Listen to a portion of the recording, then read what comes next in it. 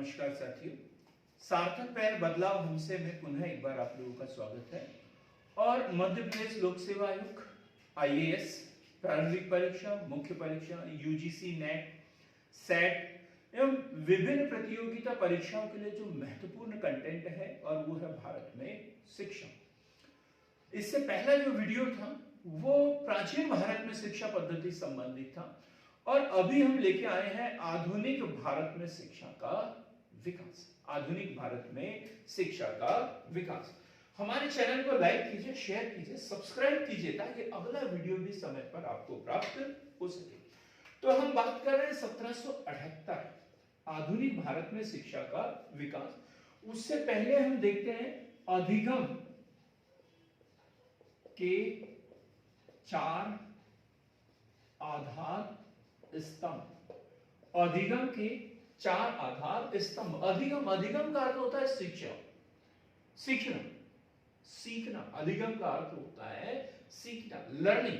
तो 4 स्तंभ क्या है, हम क्यों सीखते हैं? तो सबसे पहला है जानकारी के लिए सीखना, जानकारी के लिए सीखना। How to know, how to know, जानकारी के लिए सीखना या learning to know, learning, learning to know. दूसरा है कुछ करने के लिए सीखना, कुछ करने के लिए सीखना, लर्निंग टू डू समथिंग। कुछ करने के लिए सीखना, लर्निंग टू डू, कुछ करने के लिए सीखना। फिर एक कुछ बनने के लिए सीखना, कुछ बनने के लिए सीखना, कुछ बनने के लिए सीखना, लर्निंग टू बी, कुछ बनने के लिए सीखना। साथ रहने के लिए सीखना, साथ रहने के लिए सीखना, learning to together, learning to together, learning to life together, learning to life together. अर्थात कुछ करने के लिए सीखना, कुछ सीखना, कुछ बनने के लिए सीखना, साथ रहने के लिए सीखना। जैसे वर्तमान जो परिस्थितियां है, पर्यावरण प्रदूषण है, मानव अधिकार है, इन सब के विषय में जानकारी के लिए उसके साथ तालमेल बनाते हुए सीखना। तो ये क्वेश्चन बड़ा महत्वपूर्ण है। यूजीसी नेट, सेट जो है प्रोफेसर के लिए जो वैकेंसी आते हैं उसमें ही अक्सर ये क्वेश्चन पूछा जाता है कि अधिगम के 4 स्तंभ कौन कौन से हैं। भारत में शिक्षा का विकास यदि देखें तो शुरुआत में हम देखते हैं एशियाटिक सोसाइटी, एशियाटिक सोसाइटी, ये 1784 एशियाटिक सोसाइटी। भारत में शिक्षा के विकास के लिए Asiatic society 1784। Warren Hastings, Warren Hastings जो बंगाल के गवर्नर थे, वॉरेन हेस्टिंग्स 1778 में इनके सहयोगी थे। सहयोगी कौन थे? Sir William Jones, sir William Jones. और इनके द्वारा भारत में शिक्षा के लिए विशेष प्रयास किया गया। कब से? 1778 से। और उन्हीं के मार्गदर्शन में फिर एशियाटिक सोसाइटी की स्थापना 1784 में हुई। एक वीडियो में हमने एशियाटिक सोसाइटी को बहुत डिटेल में पढ़ाया है, आप वो हमारा वीडियो जरूर देखिए, एशियाटिक सोसाइटी। उसके बाद हम बात करते हैं कलकत्ता में मदरसे की स्थापना। कलकत्ता में मदरसे की स्थापना, कलकत्ता में मदरसे की स्थापना, और यह है 1781। और नाम है इसमें वॉरेन हेस्टिंग्स के समय में, वॉरेन हेस्टिंग्स के समय में कलकत्ता में एक मदरसे की स्थापना। हम बात करते हैं जोनाथन डंकन, ये नाम भी बड़ा महत्वपूर्ण है हिस्ट्री में भी और भारतीय शिक्षा पद्धति के लिए भी। जोनाथन डंकन, इन्होंने 1791 में बनारस में संस्कृत विश्वविद्यालय की स्थापना। कब? 1791 में बनारस में। कहां पर? बनारस में।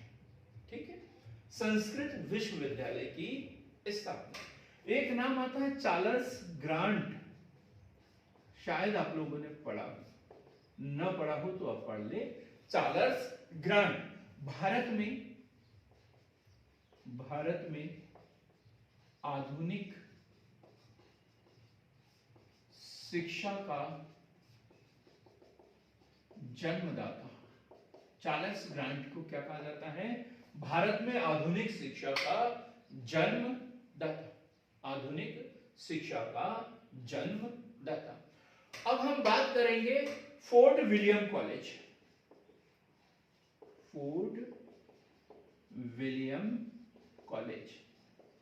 Fort William college. Fort William college 1800 ईस्वी लॉर्ड वेलेस्ली, ये भारत के गवर्नर जनरल उस समय हुआ करते थे, लॉर्ड वेलेस्ली, जो अपनी सहायक संधि के लिए विशेष रूप से प्रसिद्ध थे। तो फोर्ट विलियम कॉलेज की स्थापना कहां पर? कलकत्ता में। कलकत्ता में काय के लिए? असैनिक अधिकारियों के प्रशिक्षण हेतु। असैनिक अधिकारियों के प्रशिक्षण हेतु फोर्ट विलियम कॉलेज की स्थापना 1800 ईस्वी में किसके द्वारा? लॉर्ड वेलेस्ली के द्वारा। अब हम बात करते हैं श्रीरामपुर कॉलेज कलकत्ता। श्रीरामपुर कॉलेज कलकत्ता, ये इसी समय की बात है, 1800 ईस्वी के लगभग। श्रीरामपुर कॉलेज कलकत्ता। तो ये जो स्थापना, आप लोगों के मन में ये आ रहा होगा श्रीरामपुर, बिल्कुल ठीक है। ये शब्द भी हमें मिला है, ये शब्द भी हमें मिला हुआ है। ये शब्द भी सेरामपुर, आप किसी भी तरीके से कंफ्यूज न हो, कहीं पर भी कंफ्यूज न हो। तो इस कॉलेज की जो स्थापना है ईसाई मिशनरियों द्वारा 1818 में की गई थी।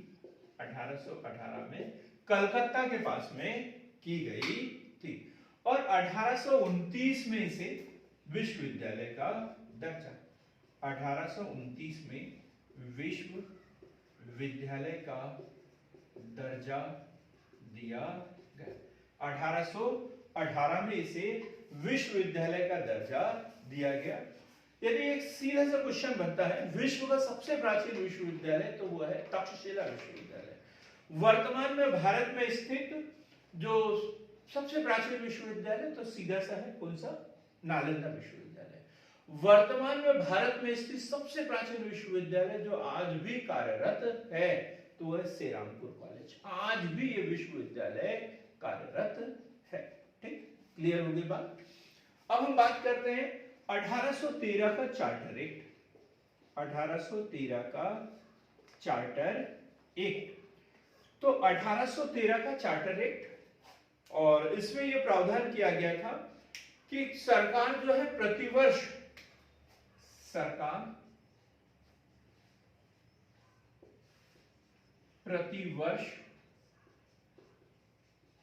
प्राथमिक शिक्षा पर 1 लाख रुपए खर्च। सरकार जो है प्रतिवर्ष प्राथमिक शिक्षा पर 1 लाख रुपए खर्च करेगी। ये बड़ा इंपॉर्टेंट क्वेश्चन, कई बार मध्य प्रदेश लोक सेवा आयोग द्वारा पीएससी में भी पूछा गया है।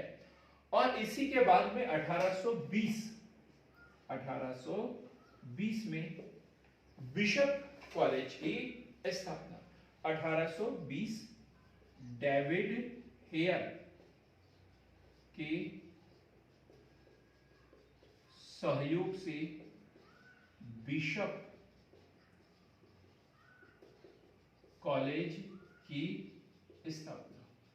बिशप कॉलेज की स्थापना डेविड हेयर। और इसी के बाद में राजा राम मोहन राय द्वारा हिंदू कॉलेज, प्रेसिडेंसी कॉलेज आदि विभिन्न कॉलेजों की स्थापना की जाने लगी। हम सबसे महत्वपूर्ण घटना उस समय की पढ़ते हैं 1835 में, और यह है आंग्ल प्राच्य विवाद जिसे कहते हैं मैकाले आयोग। लॉर्ड मैकाले आयोग, इसे क्या कहेंगे हम? आंग्ल प्राच्य विवाद।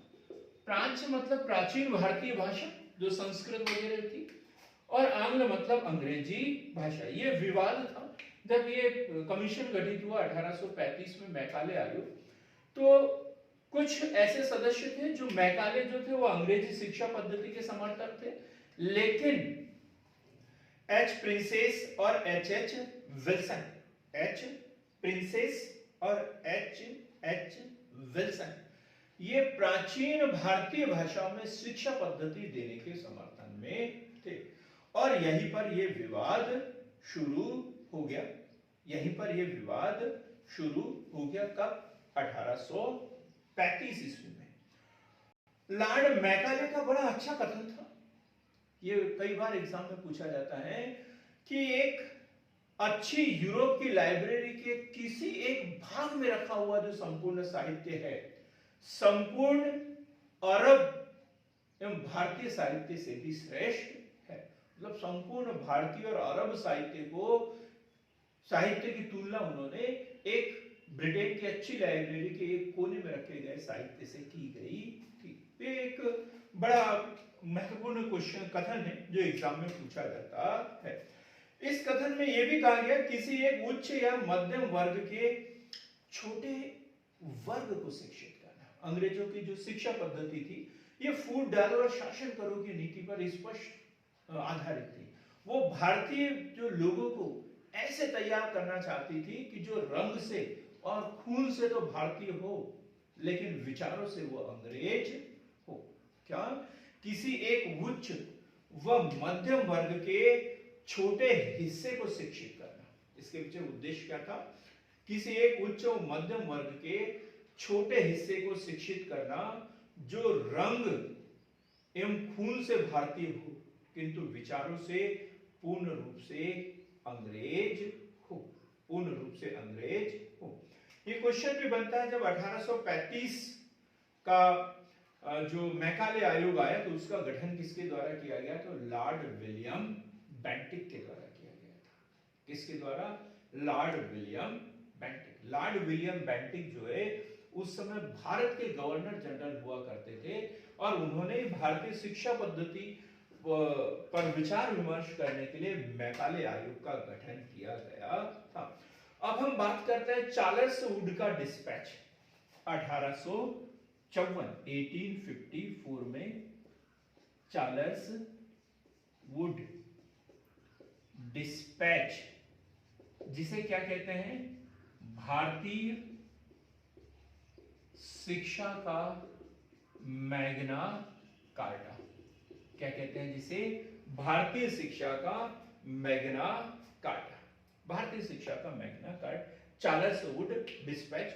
उस समय भारत के गवर्नर जनरल हुआ करते थे लॉर्ड डलहौजी।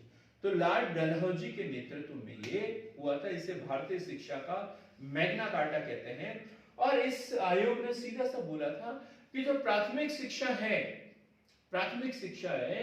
वो देशी भारतीय भाषा में होना चाहिए और जो उच्च शिक्षा है उसका जो माध्यम है वो इंग्लिश होना चाहिए। उच्च शिक्षा इंग्लिश माध्यम में देनी चाहिए। जिला स्तर पर वर्नाक्यूलर स्कूल होना चाहिए जिसमें एक भारतीय भाषा के साथ में इंग्लिश में शिक्षा प्रदान की जाए, तो जिला स्तर पर वर्नाक्यूलर स्कूल होना चाहिए। और चार्ल्स वुड डिस्पैच की आधार पर जो है कलकत्ता, बॉम्बे और मद्रास, कलकत्ता, बॉम्बे और मद्रास में लंदन विश्वविद्यालय पर आधारित 3 विश्वविद्यालयों की स्थापना की गई थी। कहां पर? कलकत्ता, बॉम्बे और मद्रास। अब हम बात करेंगे हंटर शिक्षा समिति। हंटर शिक्षा समिति, हंटर शिक्षा समिति या हंटर आयोग की हम बात कर रहे हैं 1882-83 हंटर शिक्षा समिति, हंटर शिक्षा समिति। इस समय भारत के जो गवर्नर जनरल नहीं थे, अब वायसराय थे। वायसराय लॉर्ड रिपन के समय में, और प्राथमिक शिक्षा और माध्यमिक शिक्षा दोनों शिक्षा पर इन्हें हंटर कमेटी को चर्चा करना था। प्राथमिक शिक्षा और माध्यमिक शिक्षा, क्या डिसीजन निकाला इन्होंने? भारतीय प्राथमिक व उच्चतर शिक्षण संस्थाओं को दी जाने वाली सहायता राशि को बढ़ा देना चाहिए। जैसे हमने देखा कि 1813 में जो चार्टर एक्ट आया था, उसमें बोला था कि प्राथमिक शिक्षा के ऊपर प्रतिवर्ष 1 लाख रुपए खर्च करना चाहिए, और वही चल रहा था। लेकिन देखा कि समय बदलते जा रहा है, शिक्षा पद्धति में परिवर्तन हो रहा है, तो खर्च की राशि बढ़ाना अति आवश्यक था। तो इस हंटर कमेटी ने सीधी सी एक सिफारिश की, चाहे प्राथमिक शिक्षा हो या माध्यमिक शिक्षा हो, सरकार को इसके ऊपर किए जाने वाले खर्चों में बढ़ोतरी करना चाहिए। दूसरा महत्वपूर्ण पॉइंट था, यदि शिक्षा का विकास करना है तो निजी शिक्षण संस्थाओं को बढ़ावा देना चाहिए। निजी शिक्षण संस्थाओं को प्रोत्साहन दिया जाना चाहिए। और तीसरा पॉइंट था, निजी शिक्षण संस्थाओं को यदि प्रोत्साहन देना है तो सरकार को उसे खुले मन से अनुदान भी देना चाहिए। निजी शिक्षण संस्थान तब तो आगे आएंगे जब उनको अनुदान मिलेगा, सरकार की इधर से कुछ सब्सिडी, कुछ सुविधाएं मिलेगी। तो ये बोला कि निजी विश्वविद्यालय को उदारता के साथ में अनुदान देना चाहिए। पहला पॉइंट क्या बोला? प्राथमिक एवं उच्चतर या माध्यमिक शिक्षण संस्थाओं को सरकार द्वारा दी गई राशि में बढ़ोतरी करना चाहिए। दूसरा, निजी शिक्षण संस्थानों को प्रोत्साहित किया जाना चाहिए। तीसरा, जो निजी विश्वविद्यालय है उन्हें उदारता के साथ में अनुदान दिया जाना चाहिए। और एक था कि जो हंटर शिक्षा कमेटी थी, इसके आधार पर जिला स्तर पर एवं नगर बोर्ड को सौंपा जाना चाहिए। प्राथमिक शिक्षा का जो भार है जिले स्तर पर जिले के अधिकारी को और नगर बोर्ड को सौंपा जाना चाहिए। अब इस कमेटी की सिफारिश के आधार पर भारतीय विश्वविद्यालय आयोग,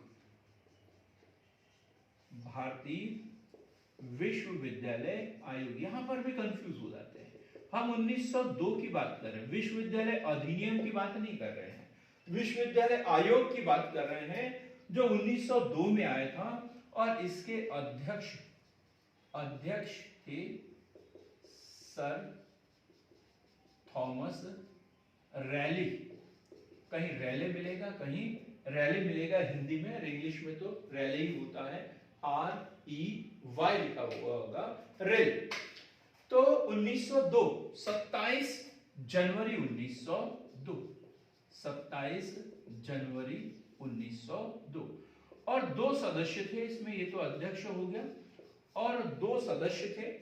सदस्यों में एक नाम मिलेगा हमें सैयद हुसैन बिलग्रामी और जस्टिस गुरुदास बनर्जी। सैयद हुसैन बिलग्रामी और दूसरा जस्टिस गुरुदास बनर्जी। और इन्होंने बोला कि भारत में कोई विश्वविद्यालय अधिनियम होना चाहिए। तो इसके अनुशंसा के आधार पर भारतीय विश्वविद्यालय अधिनियम 1904, ये क्वेश्चन पूछा गया है पीएससी के द्वारा। और उस समय भारत के वायसराय थे लॉर्ड कर्जन के समय में प्रथम भारतीय विश्वविद्यालय अधिनियम बना था। और क्या अनुशंसा की थी, लिखने वाली बात है, लिखना ही पड़ेगा।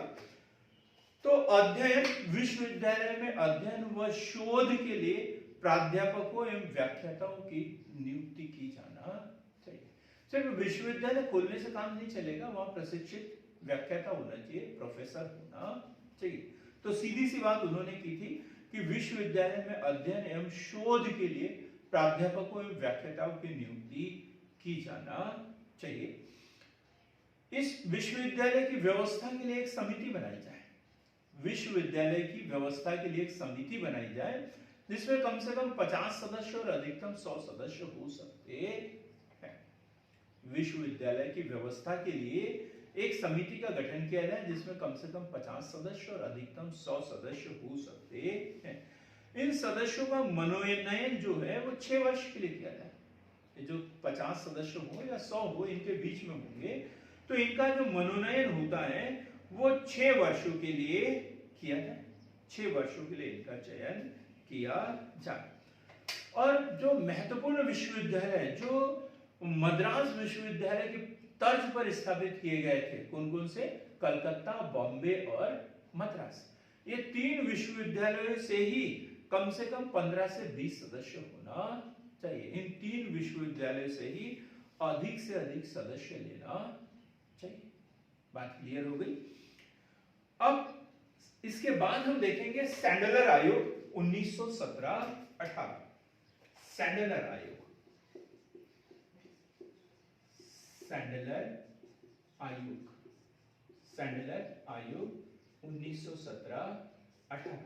सैंडलर आयोग, और अध्यक्ष तो सैंडलर थे और सदस्य थे आशुतोष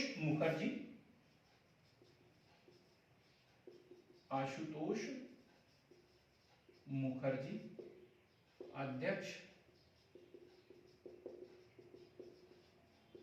सैंडलर, और ये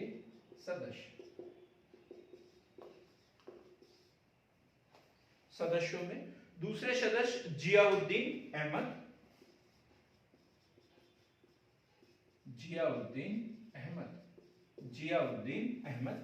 और जो सैंडलर कमेटी का जो काम था वो स्कूली शिक्षा से संबंधित था, ना कि विश्वविद्यालय। स्कूली शिक्षा से संबंधित इनका कार्य था। तो इन्होंने बड़ी अच्छी अनुशंसा की थी और लगभग आज तक इन अनुशंसाओं के आधार पर ही शिक्षा पद्धति है। तो क्या है, स्कूली शिक्षा 12 वर्ष की होना चाहिए, तो पहली से लेकर 12वीं तक।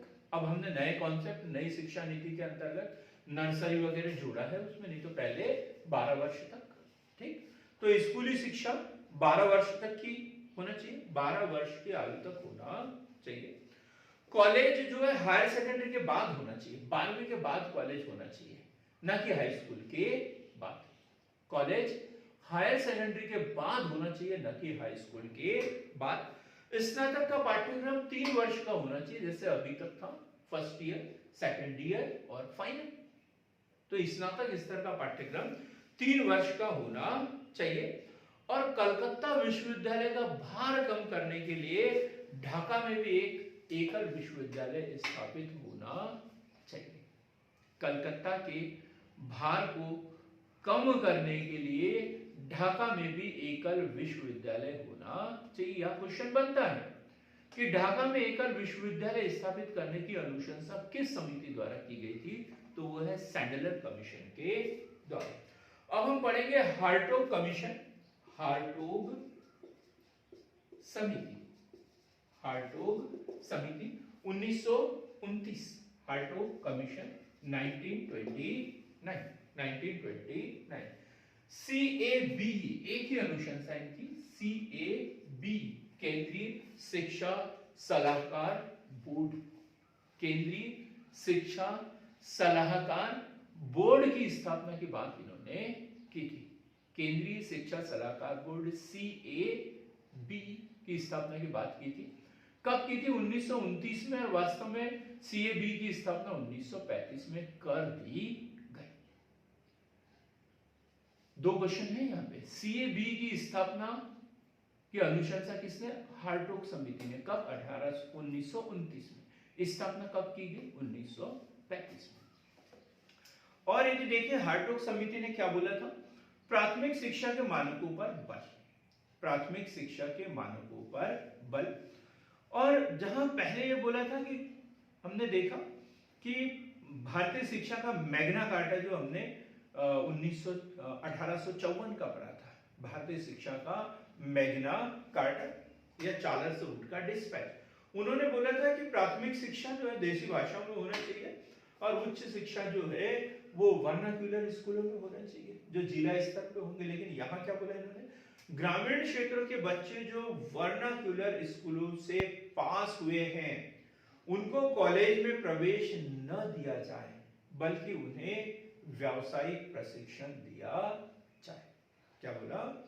ग्रामीण क्षेत्रों के बच्चे जो वर्नाक्यूलर स्कूलों से पास हुए हैं उन्हें कॉलेज में एडमिशन न देकर उन्हें व्यावसायिक प्रशिक्षण दिया जाए।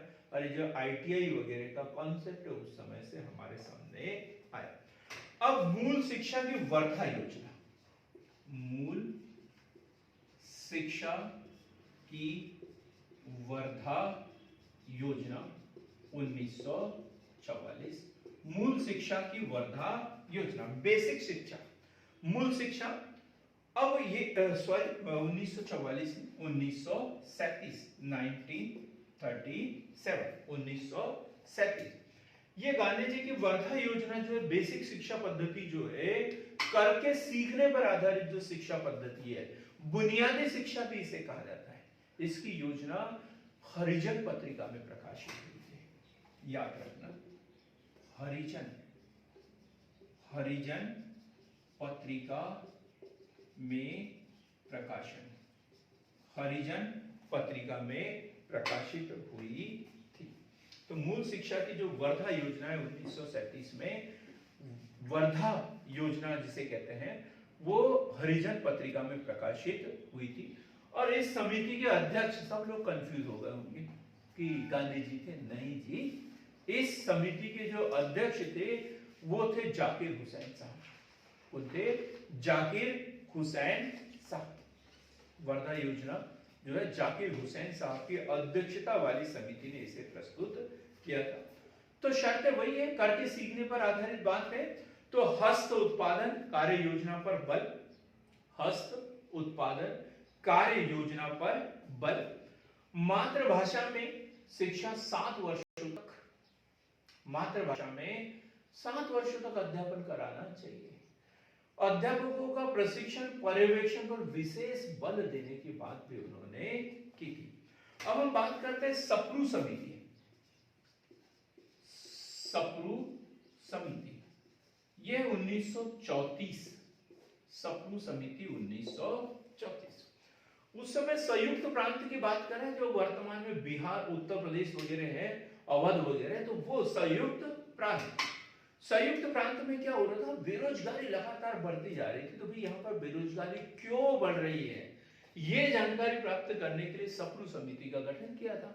और सप्रू समिति ने एक अनुशंसा की कि यहाँ पर लोग बाग जो है डिग्री लेने में जुटे हुए हैं, बेसिक शिक्षा पर किसी का ध्यान नहीं है। व्हाइट कॉलर जॉब करने के चक्कर में ये लोग रुके हुए हैं, इसलिए यहाँ पर शिक्षित बेरोजगारी लगातार बढ़ती जा रही है। मुख्य कारण क्या बताया?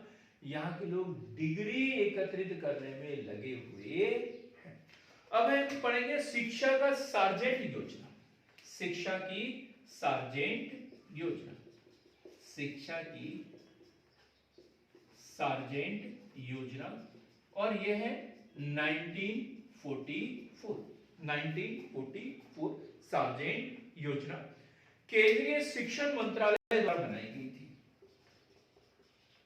केंद्रीय शिक्षण मंत्रालय, केंद्रीय शिक्षण मंत्रालय द्वारा बनाई गई थी। और इसमें यह थी कि 6 से 11 वर्ष के बच्चों के लिए निःशुल्क एवं अनिवार्य शिक्षा। क्वेश्चन बन सकता है, 6 से 11 वर्ष के बच्चों के लिए निःशुल्क एवं अनिवार्य शिक्षा की इन्होंने बात की थी। 11 से 17 वर्ष के लिए जो है 6 वर्ष की अतिरिक्त शिक्षा की व्यवस्था की बात की थी, और साथ ही जिला स्तर पर हॉस्टल की व्यवस्था की भी इसमें बात की गई थी। तो मित्रों, आज हमने देखा कि आधुनिक भारत में शिक्षा पद्धति, और इसमें हमने देखा कि जब भारत स्वतंत्र नहीं हुआ था उससे पहले शिक्षा के लिए कौन कौन सी योजनाएं बनाई गई, कौन कौन से प्लान लाए गए। अगला जो हमारा पार्ट होगा, जो पार्ट सी होगा, भारतीय शिक्षा में विकास, भारत में शिक्षा का विकास, इसके लिए जो पार्ट सी होगा उसमें स्वतंत्र भारत में शिक्षा के लिए कौन कौन से प्रयास किए, इसके विषय में हम पढ़ेंगे। तो मित्रों, हमारा चैनल लाइक करने के लिए, शेयर करने के लिए बहुत बहुत धन्यवाद। जिसने अभी तक हमारे चैनल को शेयर नहीं किया, सब्सक्राइब नहीं किया, वो हमारे चैनल को सब्सक्राइब अवश्य करें। धन्यवाद।